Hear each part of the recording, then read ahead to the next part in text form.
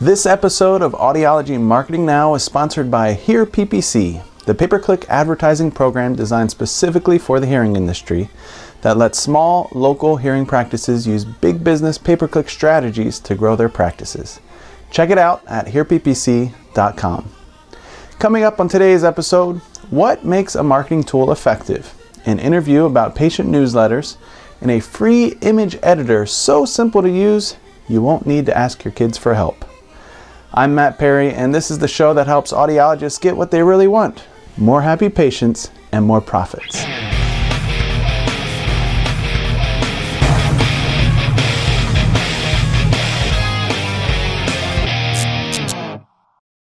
Well, I'm back. I know, it's been a little while, but I've been kind of busy. Many of you may know about the pay-per-click network I launched a couple months ago, which I just mentioned, Hear PPC. It's a way that small local hearing practices can use Google AdWords like the big businesses do, with tons of ads specifically written for specific search terms that take people to specific pages within your website that specifically address the exact topic they searched for. For example, let's say someone in your area goes to Google and searches for Resound Verso. A local man whose out-of-town sister just got a pair and won't stop raving about them.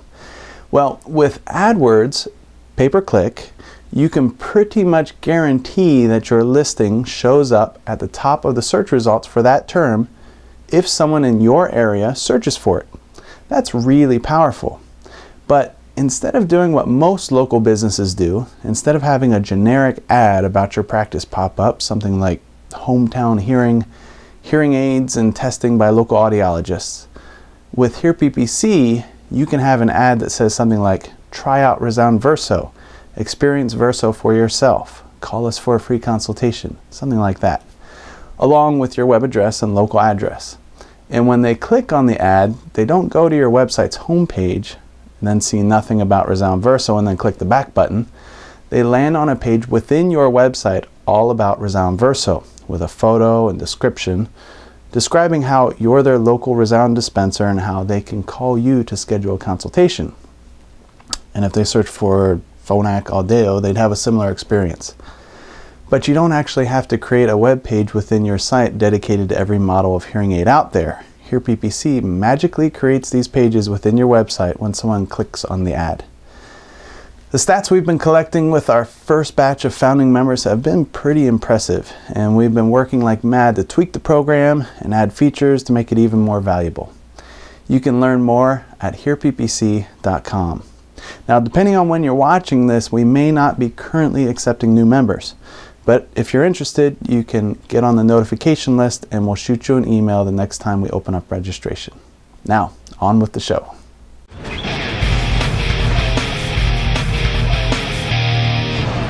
Pay-per-click advertising is a marketing tool. There are lots of marketing tools we can use to market our practices with the goal of getting more happy patients and more profits. There's SEO, practice newsletters, physician visits, open houses, hearing aid trials, press releases, lunch and learns, etc., etc.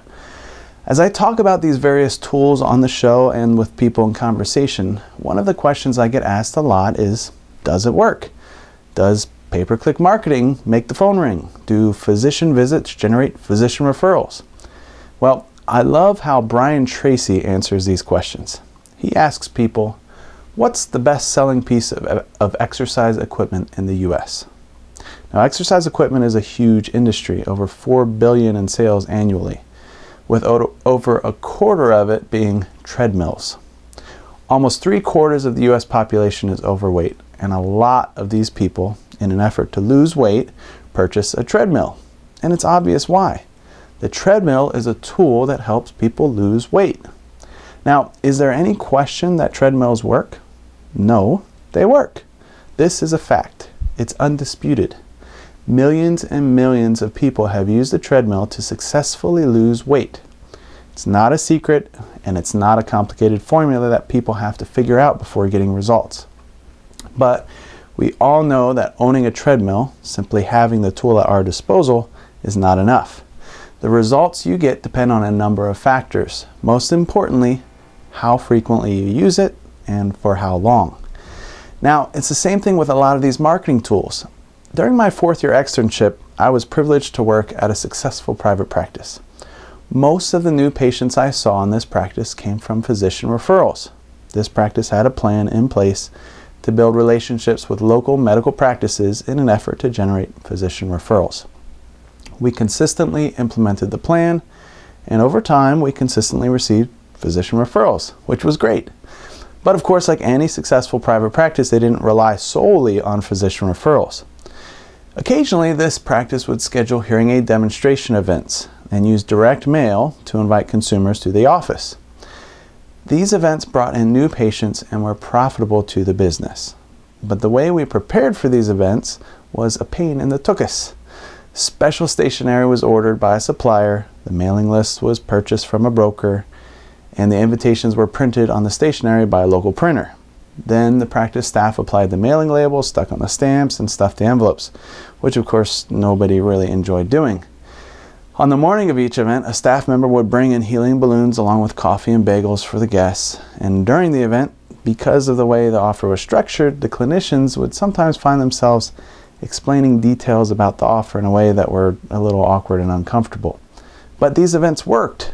They produced a great ROI pretty much every time. But we were only doing these things a couple times a year. The market was large enough that we could have been scheduling these things monthly, targeting different geographic areas each time. And when I asked why we weren't doing that, why we weren't doing these things more consistently, the answer was because they were a pain. Although the financial ROI was positive, it took its toll on people physically and psychologically. Just like the treadmill, it wasn't a question about whether it would work or not. It was a matter of doing it and wanting to do it consistently. Now, a lot of the discomfort of putting on these events could have been alleviated mostly by outsourcing a lot of the work, scheduling things to happen automatically and tweaking the offer a bit. It may have cut into the profits, but the additional revenue generated by the consistency would have made up for it many, many times over. Getting on the treadmill 15 minutes a day, 5 days a week is a lot more effective than a full hour at a time whenever you actually feel like doing it. Consistency is key. So ask yourself, when it comes to growing your practice, are you really clueless about what you could be doing, having no idea what could work? Or do you know exactly what you could do to increase your revenue? You just aren't doing it consistently. Well, this is the closest thing I have to a New Year's episode this year. So let's take a moment right now to think about what you know you could be doing and resolve to finally start doing it. Pick something you've been meaning to do more consistently but aren't, and decide to do it. Share it with us in the comments section below the video at audiologymarketingnow.com, and you'll pick up an SEO-friendly backlink along the way.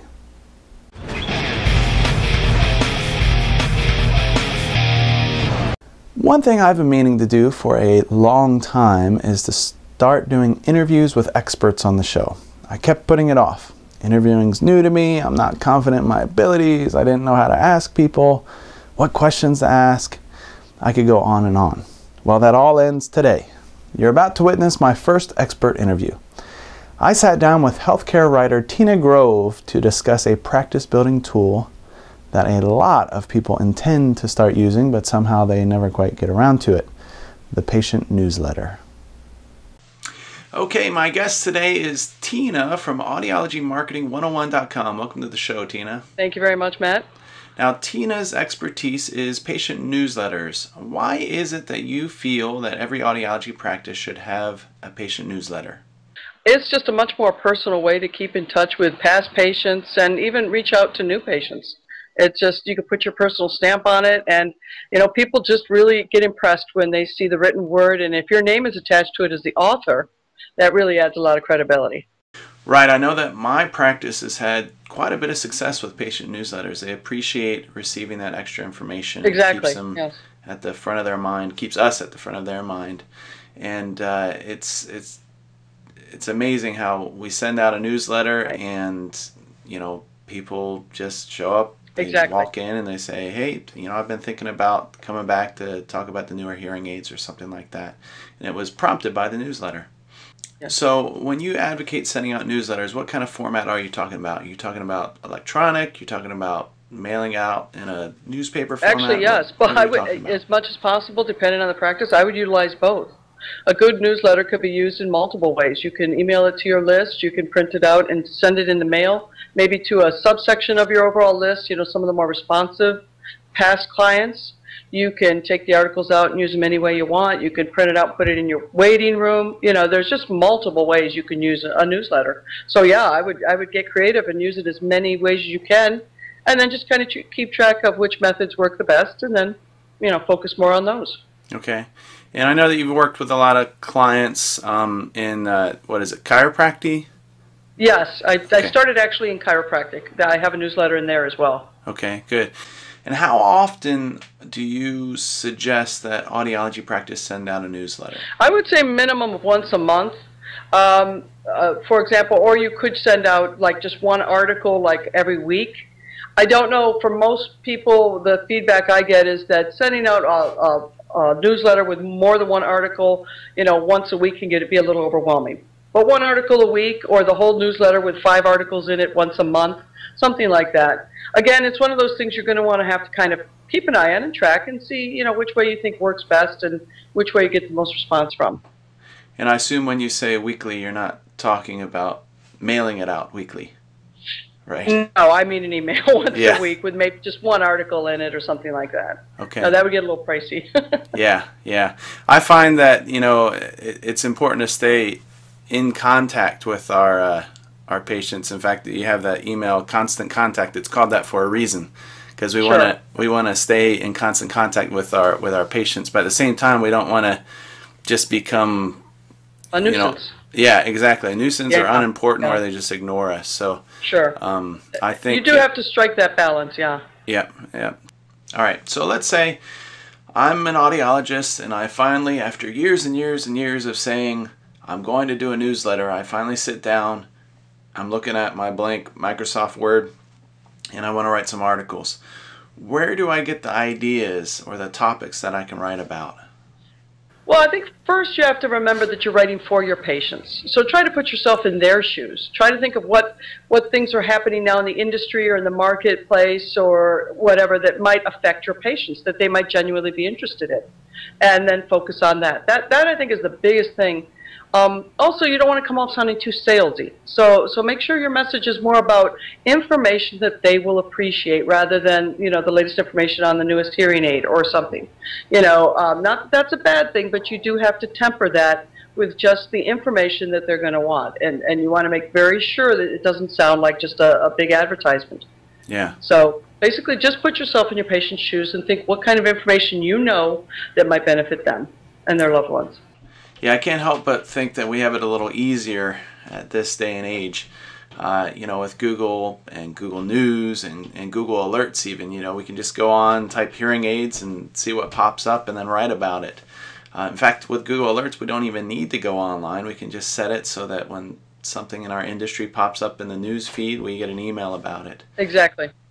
So I know a lot of practices have tried for years to get a newsletter going consistently, and it just takes a lot of time and effort. And I know that your business helps out with this dilemma that us practice owners face.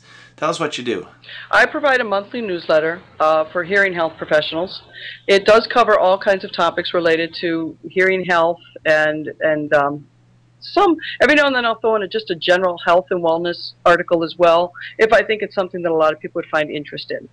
I limit the subscribers. It's very exclusive. I limit the number of subscribers in any given market, so you don't have to worry about the audiologist down the street, passing out the exact same newsletter to their clients. And I send it out once a month, and each article or each issue has at least 5 articles in it. The newsletters are fully formatted with headers and photos, and they're nice-looking newsletters, not to pat myself on the back. But beyond that, they are completely editable. If an audiologist receives one and they want to change the header or take out an article or add an article or rewrite any of the articles in any way they want, they have complete ownership over the entire newsletter. They can do as much or as little to it as they want.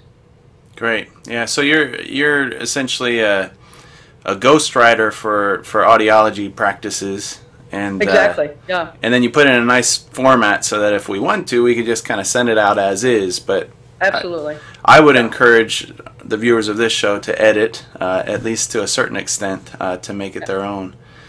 I would too. At least try to they have to put their company information on it. Otherwise, it really doesn't benefit them, you know. So at least that much, yeah. Good. Now, full disclosure here, I don't get compensated at all for you being on the show. But I did ask that you put together an offer for our viewers, something special, and you obliged. So tell us about that. Absolutely. As I said, the newsletters normally go out once a month, but for anybody who signs up as a result of this interview here today and goes to the special URL I provided, they will get 2 additional issues of the newsletter. So they'll get 3 full issues instead of the one they would normally get when they first sign up. Okay. And what's the cost for that? $47 a month. Okay, $47 a month for 5 newsletter articles formatted. Right. So that's you know, less than $10 an article to have somebody ghostwrite it for you. Exactly. And then the offer is 3 months for the price of one?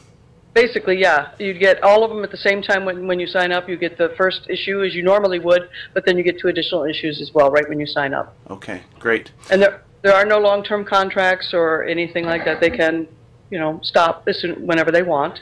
Good. It is a subscription service, but there's no contracts. All right. And what's the URL for that? It is audiologymarketing101.com/special-offer 213. And I'm sorry it's so long, but that's okay. We'll put it in the show notes for everybody. So okay. All right. Well, thanks, Tina. I appreciate you coming on the show. Thank you, Matt, very much. I appreciate it.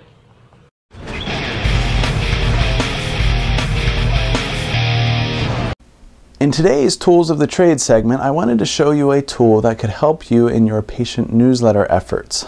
One of my pet peeves is stretched images in professional publications.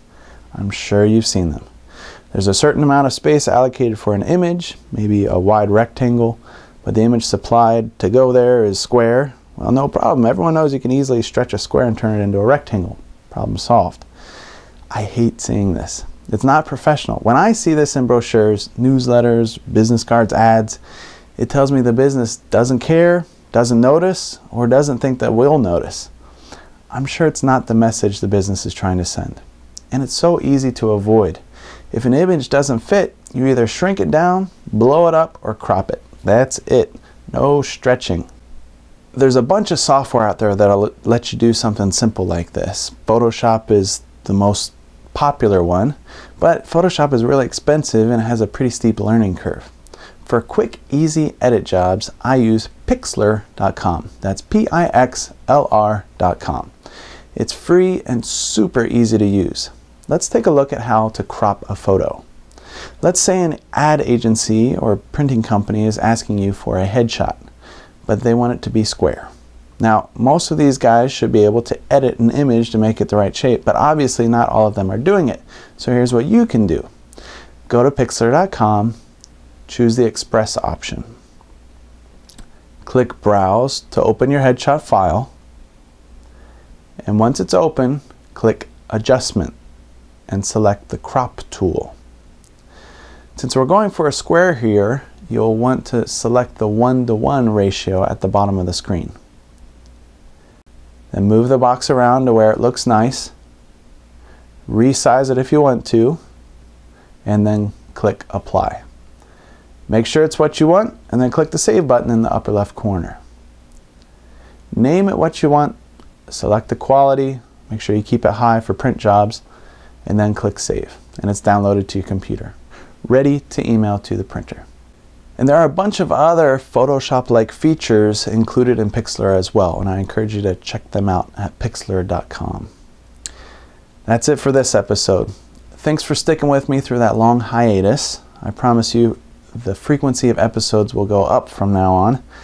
If you're going to AAA in Anaheim, keep an eye out for me, and please introduce yourself. In fact, if you're interested, Jill Caseworm and I will be co-presenting a half-day session Wednesday afternoon entitled Multimedia Marketing Techniques That Are Sure to Grow Your Practice.